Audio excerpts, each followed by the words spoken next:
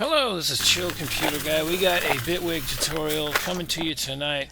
You gotta listen to some jazz. Tonight we got Attica Blue. You gotta check out Artie Shep because Artie Shep was a genius, and sometimes you just gotta listen to some Artie Shep while you're building the machines that you're going to use in a future song. So what we're gonna talk about in Bitwig Studio. Right here, what I have is an LFO. We have an eighth note. We have 2/1. So this is 2 bars. Basically, this is an LFO. It's real easy to adjust. The effects, I got a polysynth in there, and then we have inside the polysynth we have a diatonic transposer and a note pitch shifter. Now, then another LFO here on the end. But anyway, this is not actually. We're going to talk about this in another tutorial coming up. So subscribe or you might miss it. But this time we're just going to talk about creating a clip here. We're going to create a clip in here. We're going to go down to here. We're going to hit edit. Okay, that's going to fill that up.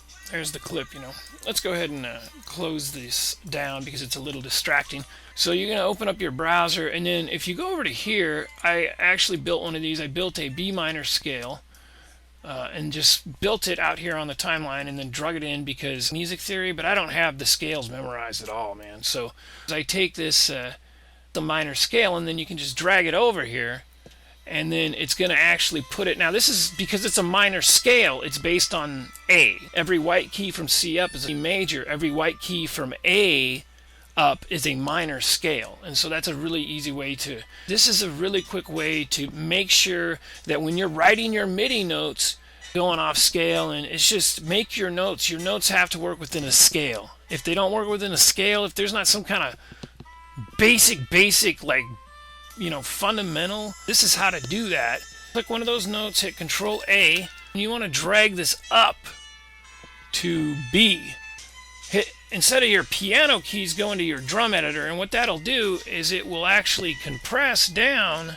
Click on one, hit Control A, and what we're going to actually do is move this over. It's still collecting that note data and creating a template for it, the notes that are in use. And so instead of having to, if you want to go up a huge, 6 octaves, you can do that because it's all scrunched together. These are only the notes that are in your scale. If you start painting around in here, you can do no wrong.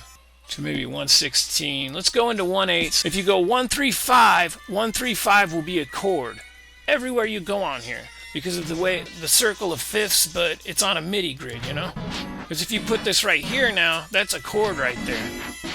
That's a chord. We're going to actually make this one a little bit longer and then smack that up over into there and go up top. Okay, so there. So there you go. So now you hit play.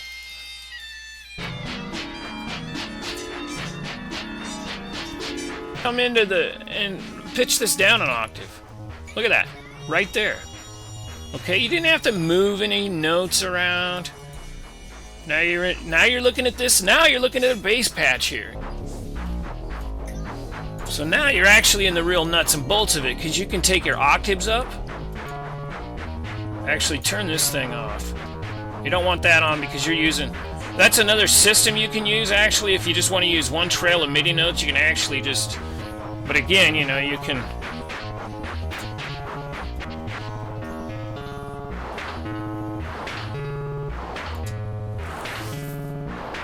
Really start to build, and so you can really start to build some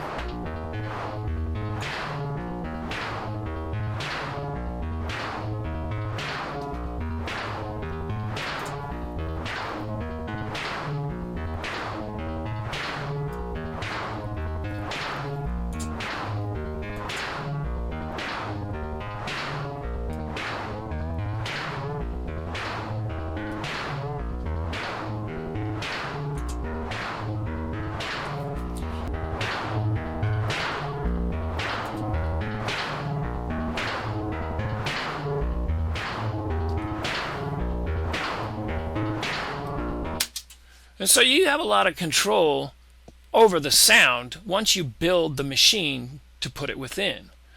And so I always recommend to maybe the ideas in your head. And then when you create the machines, when you get in there, you can really start to move a song very quickly and direct that song The quicker you get in there, the quicker you get that spark.